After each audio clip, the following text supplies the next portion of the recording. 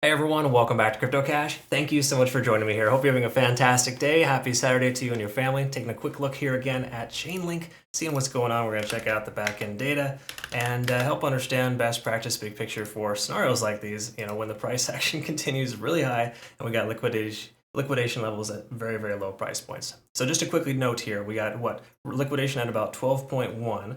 A little bit extra there at about 13, but for the most part, large accumulation about 12 and a quarter.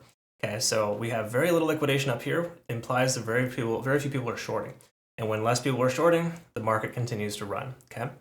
Keep in mind, a lot of this is based on Bitcoin doing well, and it is still sustaining itself at 37,000 some change. Okay, so really, really cool stuff there. Again, if you're new to the channel, not a financial advisor, hope you learned something here today. Please make sure to check out our fantastic, phenomenal new exchange that we're partnered with. You get a pretty healthy bonus there. They got some really fun little games you can play as well. The referral code is CryptoCash. Basically, just use the link down below and you'll qualify. But that opens you up to no KYC, no VPN, of course, with this exchange. They also have trailing stop losses and, more important, trading competitions we're going to be having here very soon once we get enough registrations. Okay, so again, it's a really fun thing, really cool. Be sure to check that out in your own time. Link down below.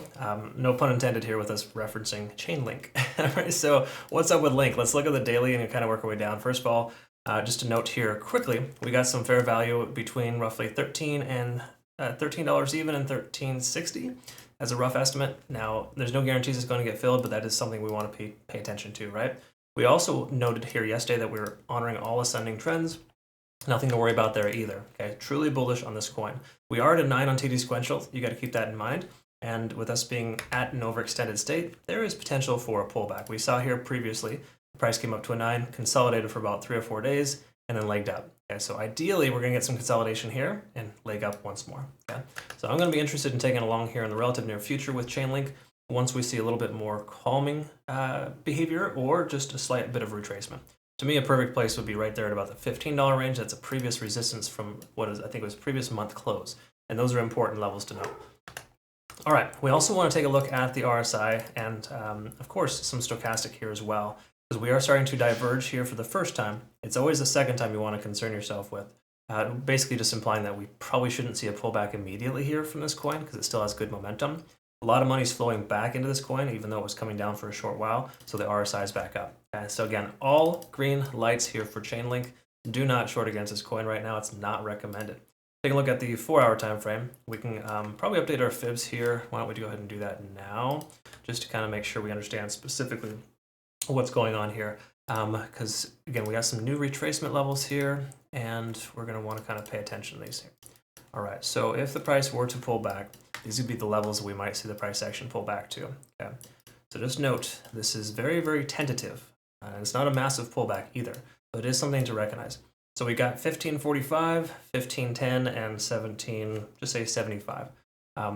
Any of these three levels would probably be good long positions, okay?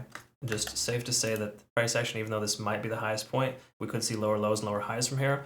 There's a good chance that with us honoring this ascending trend here on the 20-day SMA, we're still in very good shape. I don't think these levels will be tested here immediately, but if they are and do, these are good entry levels. We actually got really good entry levels back here as well with our previous Fibonacci retracement, so just keep in mind these are very real things, and these are common areas of retracement when the price action does pull back.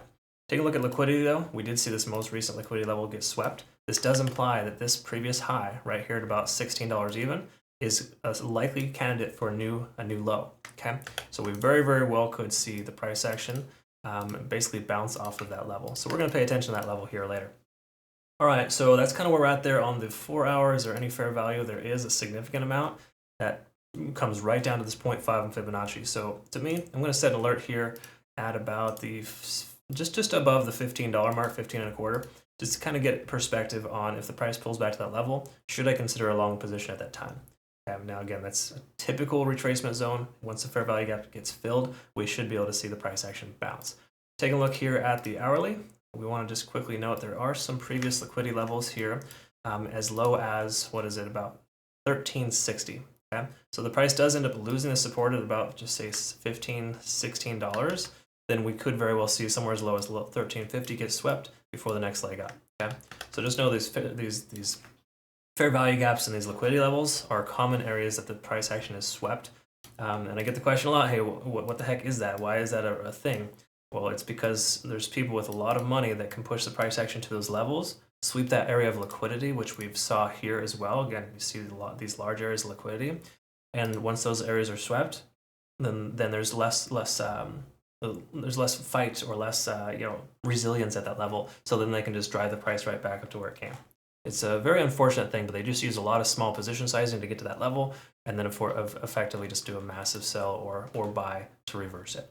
So hourly, last thing we want to look at here is the cloud. This is basically telling us we have a green light here to leave our positions open. There's no real reason to short into this coin yet. Okay, so bottom line is most coins right now, especially this weekend, I'm seeing a common trend where they're above the cloud.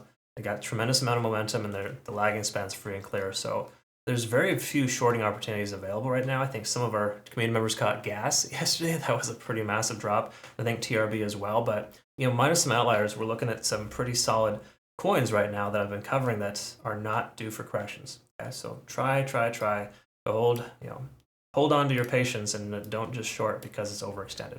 Terrible idea. Okay. All right. Hopefully this made sense and I described this correctly. I'll send out my playout chart on my Twitter, Telegram, and Discord. Again, make sure you check out our exclusive offer here through Bitunix. They are a phenomenal exchange, trailing stop losses unlike any other exchange I've utilized.